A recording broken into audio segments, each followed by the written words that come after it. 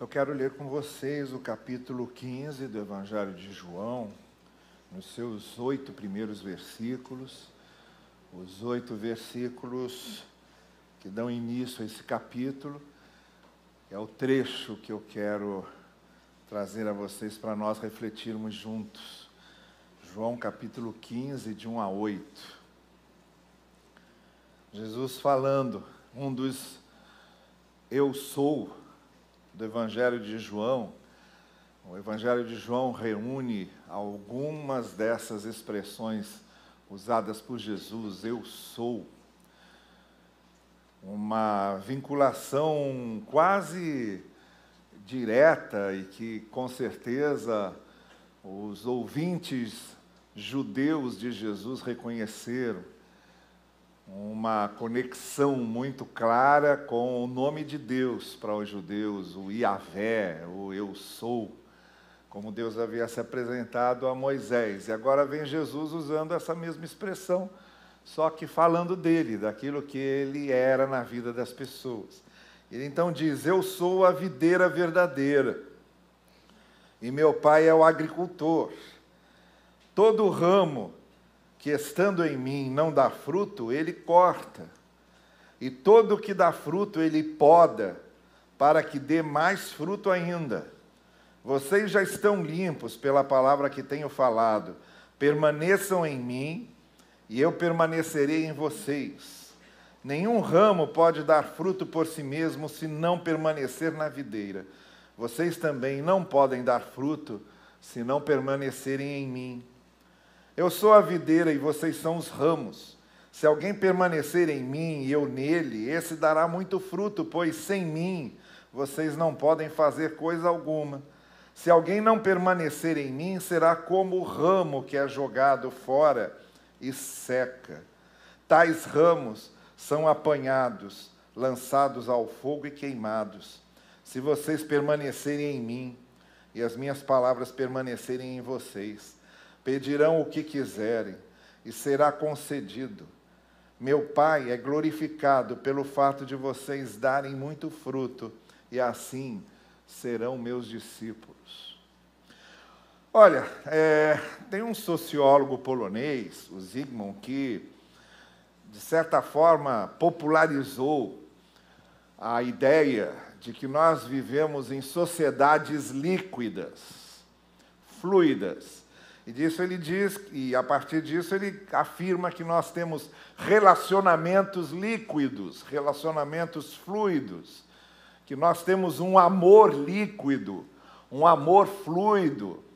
E ele lançou várias obras para mostrar como é que isso acontecia em determinados cenários das sociedades atuais. Essa ideia do líquido, do fluido, aquilo que escapa, aquilo que não tem compromisso, aquilo que não enraiza, aquilo que não permanece, aquilo que é descartável.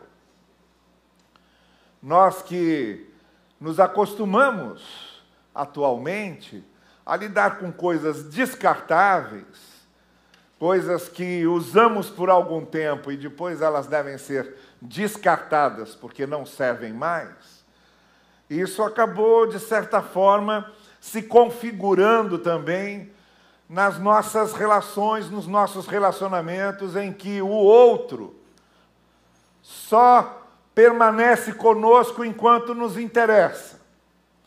O outro também seria um objeto suscetível ao descarte, quando não nos interessa mais. E as sociedades modernas hoje, as pessoas que compõem essas sociedades, têm uma grande dificuldade de comprometer-se, de enraizar-se e de permanecer. Nós nos tornamos pessoas fluidas, pessoas líquidas, pessoas que não sabem permanecer, que não sabem se enraizar. E agora a gente tem um texto de Jesus num caminho oposto a esse, num sentido contrário e inverso desse. em que Jesus diz, olha, o que caracteriza o relacionamento de vocês comigo é o pertencimento. É vocês permanecerem em mim, é a permanência. É o fato de vocês pertencerem a mim permanentemente. Se identificarem comigo e se comprometerem comigo, e estabelecerem comigo uma identidade de essência, uma identidade de âmago, uma identidade da qual vocês não podem abrir mão. É essa a proposta que Jesus está fazendo aos seus discípulos. O que Jesus está dizendo a eles é que o nosso relacionamento com Jesus precisa ser um relacionamento que permaneça em qualquer situação, em qualquer circunstância, em qualquer cenário, em qualquer fase, em qualquer momento. E há aqui, nesse texto, algumas razões porque podemos ou precisamos permanecer em Cristo. O que eu quero começar dizendo, então, é o seguinte: Deus precisa de tempo para fazer o que Ele quer fazer conosco. Jesus precisa de tempo. E, essencialmente, permanecer em Jesus significa dar tempo para que Ele faça o que Ele quer fazer. Os propósitos de Jesus para com seus discípulos, os propósitos de Jesus para conosco não são imediatistas, não acontecem do dia para a noite, não acontecem instantaneamente.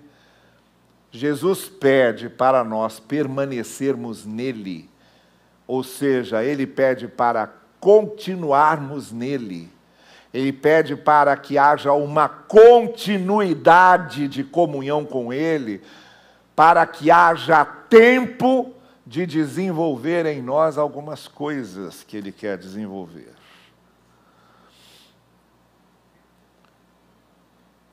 Nós nos habituamos a querer coisas instantâneas, imediatas.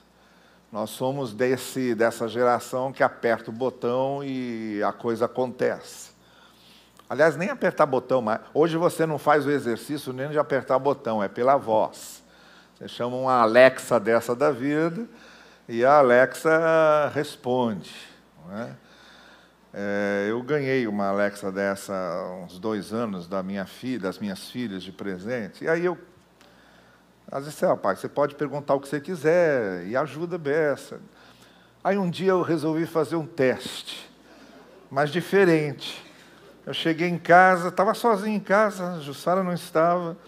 Cheguei em casa, sentei na sala, olhei para ela e disse: Alexa, eu estou triste.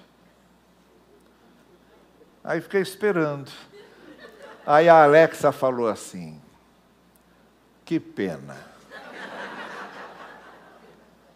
Saia para dar uma volta na rua. Converse com um amigo. Tente distrair-se.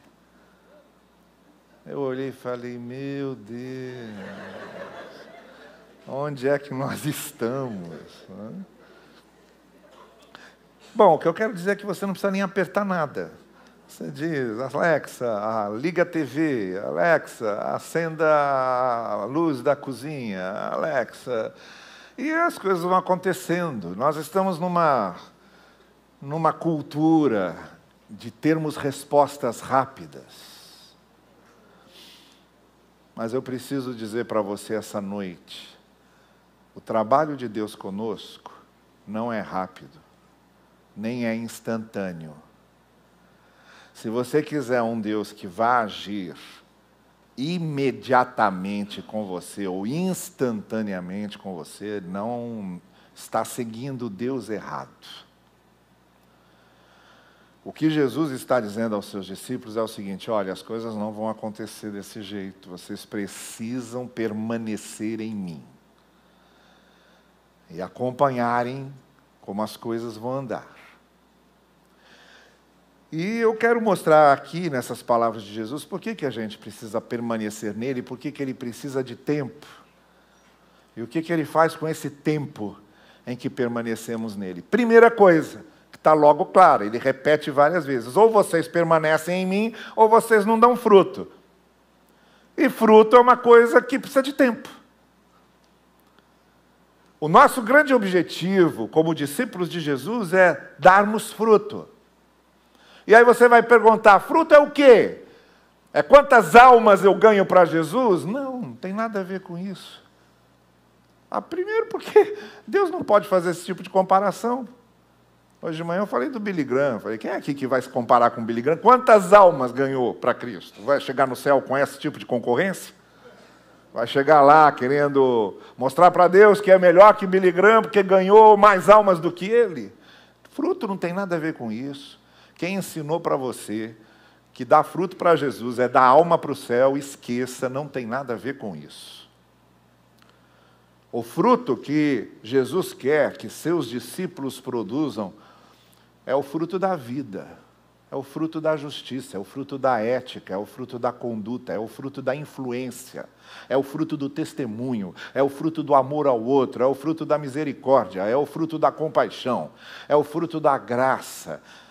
É o fruto de andar de maneira que influencia as pessoas para o bem. É o que o apóstolo Paulo chama de o fruto da justiça, o fruto do Espírito, como ele também chama. E se você olha, o que é o fruto do Espírito? Amor, paz, alegria, bondade, benignidade, paciência, autocontrole, mansidão. Só tem coisa ética. Só tem virtude ética. Fruto é quantos enfermos foram curados através de mim? Não, tem nada a ver com fruto.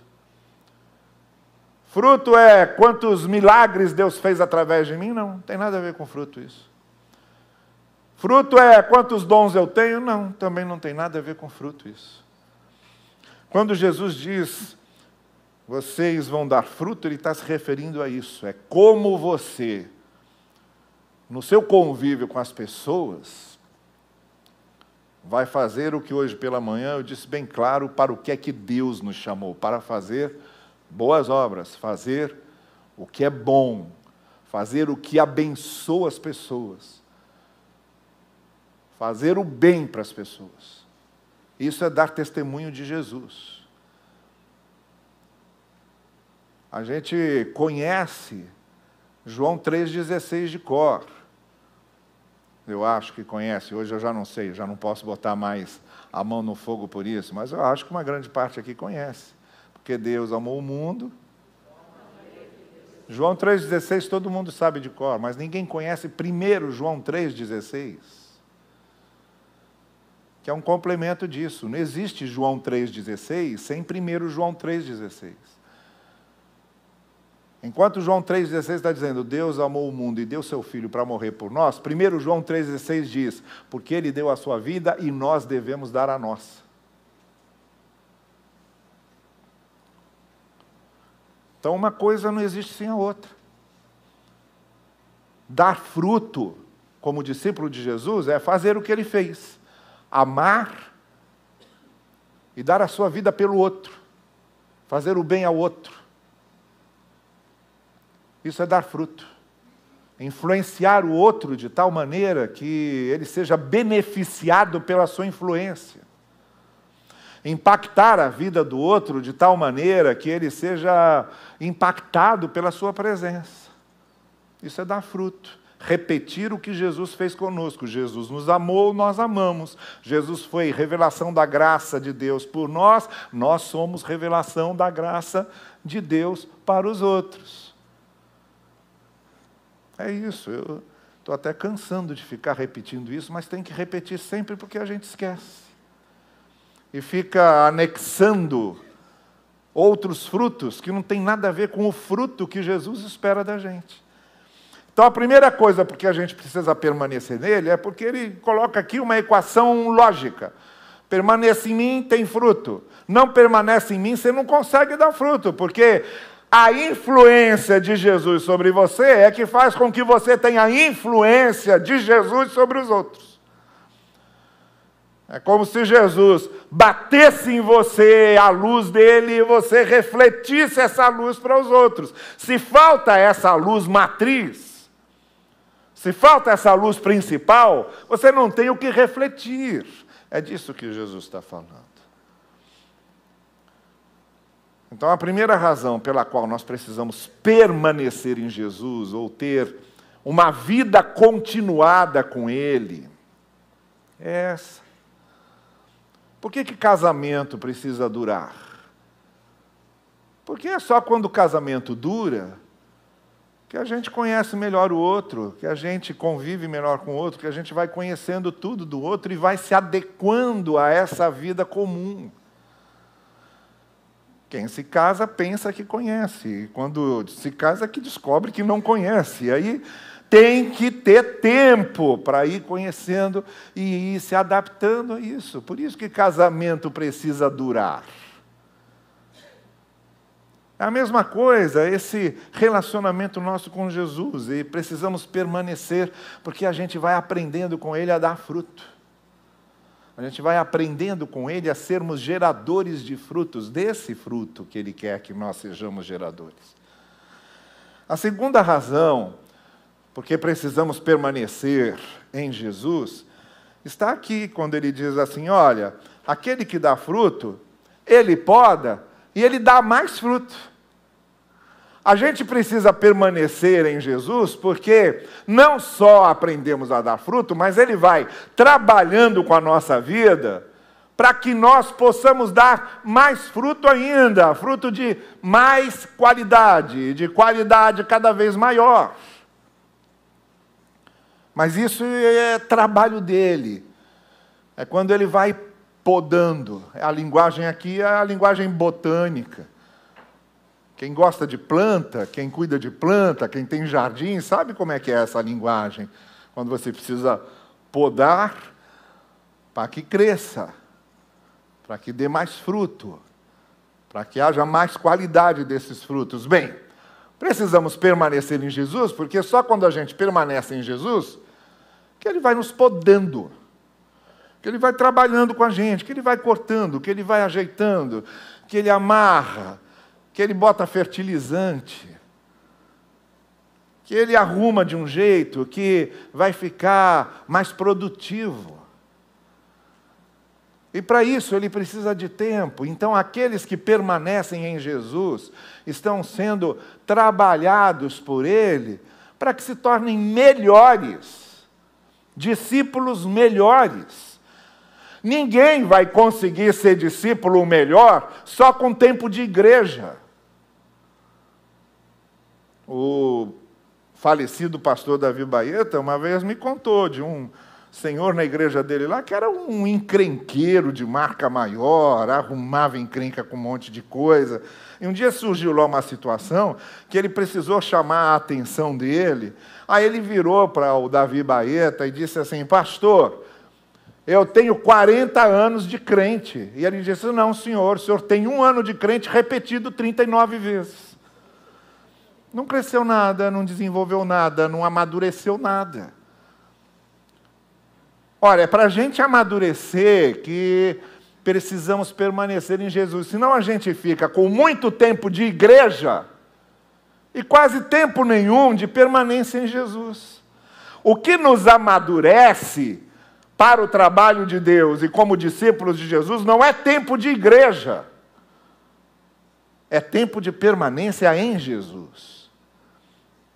É esse tempo em que Jesus vai trabalhando conosco, é o nosso relacionamento comprometido com Ele. Então, para que Ele possa fazer com que a gente dê mais fruto e fruto de melhor qualidade, Ele precisa trabalhar conosco, trabalhar nosso caráter, trabalhar nossa sensibilidade, trabalhar nossa visão, trabalhar nossa maturidade. Precisa trabalhar nossa maturidade para que os nossos frutos sejam mais maduros. Então a gente precisa permanecer nele, porque se não permanece não dá fruto. Fruto precisa de tempo. A gente precisa permanecer nele porque ele trabalha com a gente para que a gente dê fruto melhor, fruto mais maduro, fruto de maior qualidade. Em terceiro lugar, a gente precisa permanecer em Jesus para saber até o que pedir a Ele. E aí tem uma expressão que Jesus usa, que ele diz, olha, se vocês permanecerem em mim, e as minhas palavras, os meus ensinos permanecerem em vocês, podem pedir o que quiser que vai ser concedido. O pessoal esquece o que vem antes. Olha, é por isso que eu tenho a maior implicância com esse negócio de caixinha de promessa. Olha, tem duas coisas que me irritam muito. Uma é, eu não gosto de fígado, detesto fígado, e me irrita demais alguém dizer assim, mas não comeu ainda do jeito que eu faço. Eu fico muito irritado.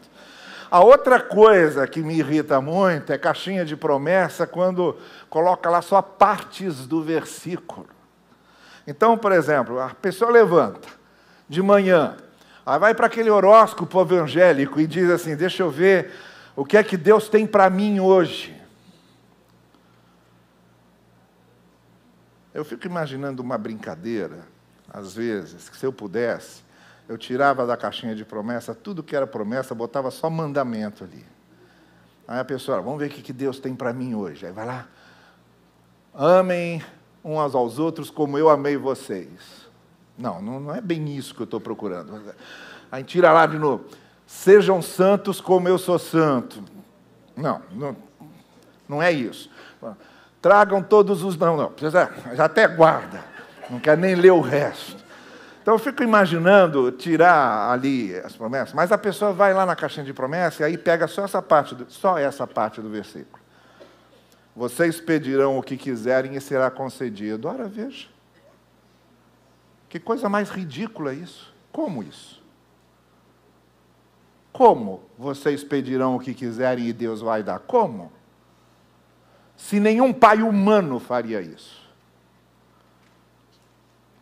Para que filho nesse mundo alguém daria um conselho desse? Peça o que você quiser para o seu pai, ou peça o que você quiser para a sua mãe, que ele vai dar. Quem faria isso? Quem é o louco que vai dizer isso para uma criança? Ou quem é o pai ou a mãe loucos, tem muito pai e mãe louco, que faria isso, de dar sempre tudo o que um filho pedisse. Claro que isso aqui tem nada a ver com o que Jesus está dizendo. É um crime contra a palavra fazer esse tipo de dilaceração do versículo.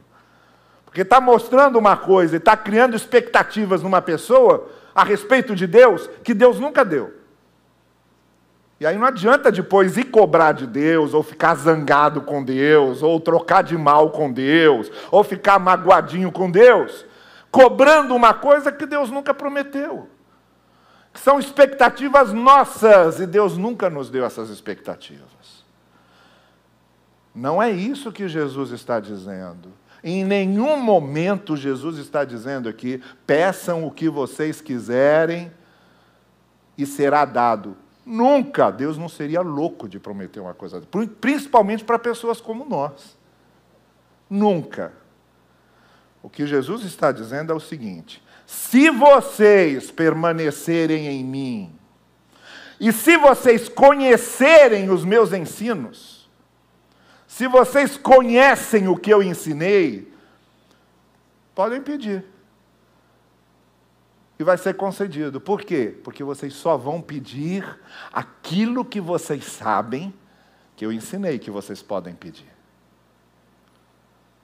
E quanto mais vocês convivem comigo, diz Jesus, quanto mais vocês se parecem comigo, quanto mais vocês vão entendendo o que eu quero, as suas orações, as suas súplicas e os seus pedidos vão se tornando desdobramentos naturais desse conhecimento que vocês têm de mim. Então podem ficar tranquilos que o que vier do coração de vocês, se o coração de vocês me conhece, se o coração de vocês se parece comigo, se o coração de vocês está moldado pelos meus ensinos, vocês jamais pedirão alguma coisa que está fora do que eu ensino e do que está fora do que eu sou.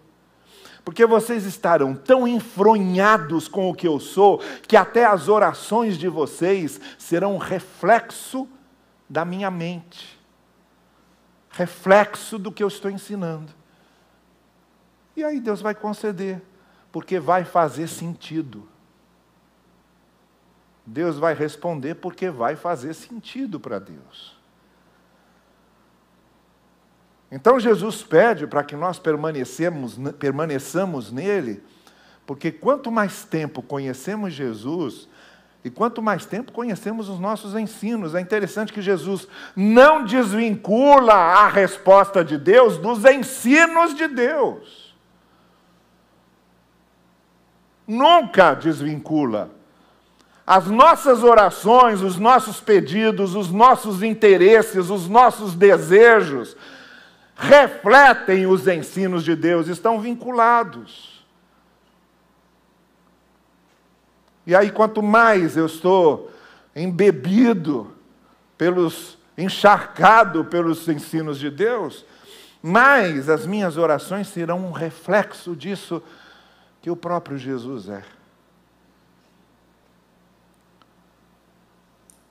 É a mesma coisa quando ele fala naquela parábola do proprietário da terra, que deixa alguém cuidando da sua terra, e diz para ele: tudo que você precisar me pedir para manter a terra, pode me pedir que eu vou dar. Aí ele não vai sair pedindo coisas que não têm a ver com a terra, porque o que o proprietário de terra garantiu é que ele precisa pedir o que é bom para a terra, para manter a terra, para o trabalho dele naquele contexto da terra. Aí o proprietário vai dar. E aí Jesus conclui dizendo: olha, o que vocês pedirem para o reino, Deus vai dar. Não para o reino pessoal de vocês, mas para o reino de Deus, a resposta é garantida. Então a gente precisa permanecer em Jesus até para descobrir o que precisamos pedir a Deus. A gente precisa permanecer em Jesus até para começar a sentir se as nossas orações fazem sentido. Ora,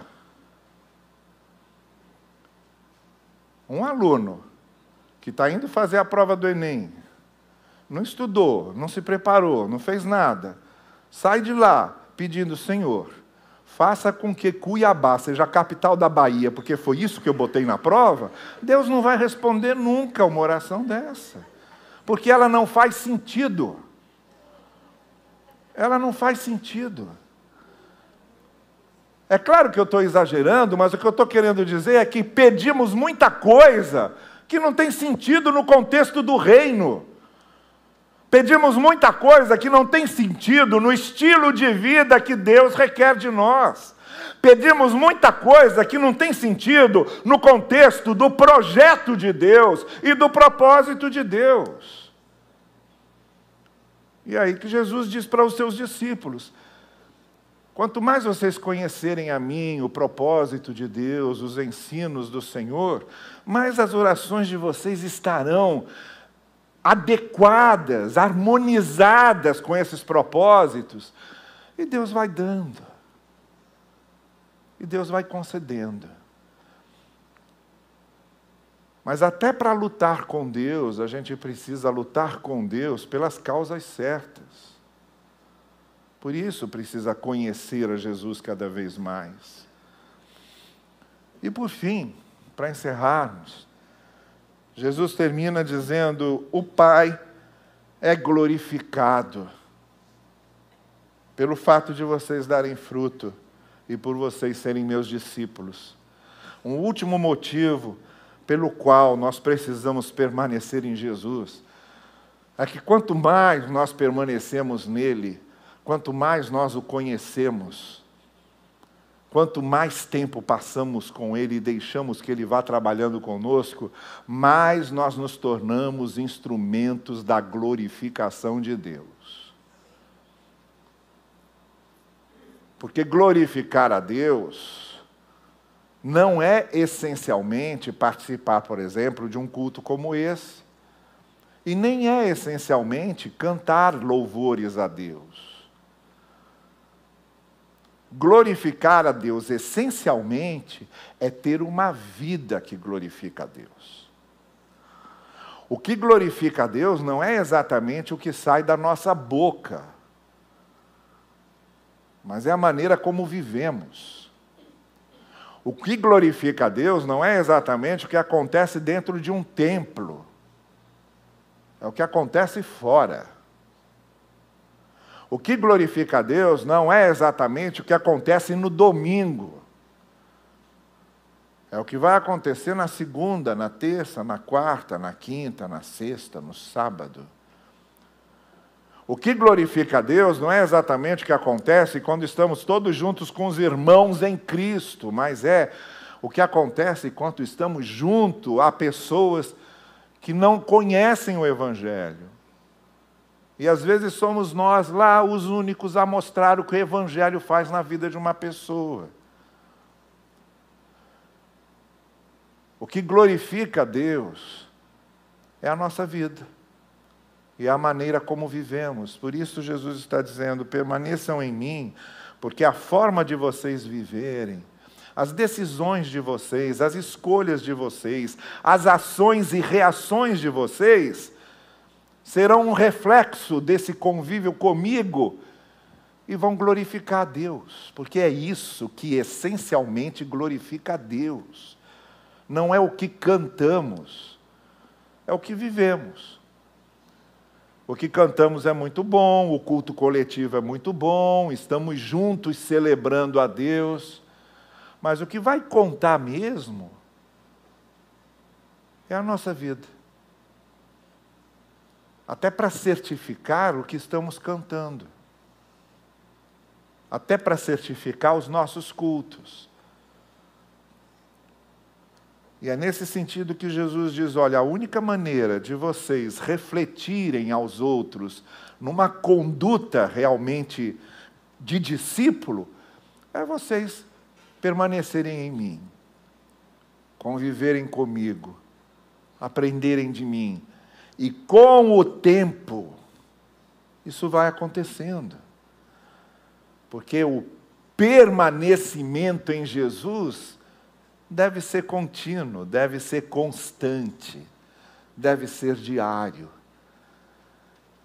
E usando a ilustração botânica que Jesus usa nesse texto, todo jardineiro sabe que o jardim precisa de tempo.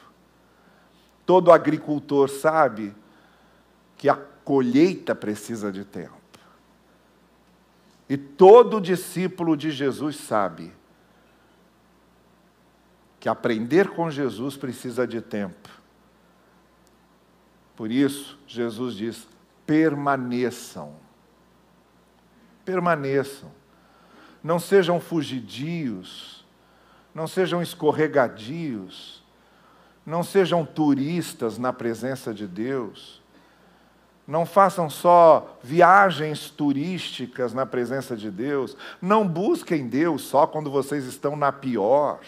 Não usem Deus como pronto-socorro. Não usem Deus como loja de brinquedo. Não usem Deus como entretenimento. Não vão a Deus apenas quando interessa. Não corram para Deus apenas quando estão em apuros. Mas permaneçam em mim, diz Jesus. Permaneçam comigo. E é esse permanecimento, essa pertença, essa permanência contínua com Jesus, é que fará de nós discípulos cada vez mais parecidos com Ele. Que Deus esteja trabalhando assim na nossa vida e que estejamos dispostos, nós aqui e vocês aí, nos acompanhando pela internet, estejamos todos dispostos a permanecer em Jesus e que Ele assim nos abençoe. Amém. Vamos ficar em pé e vamos cantar, já caminhando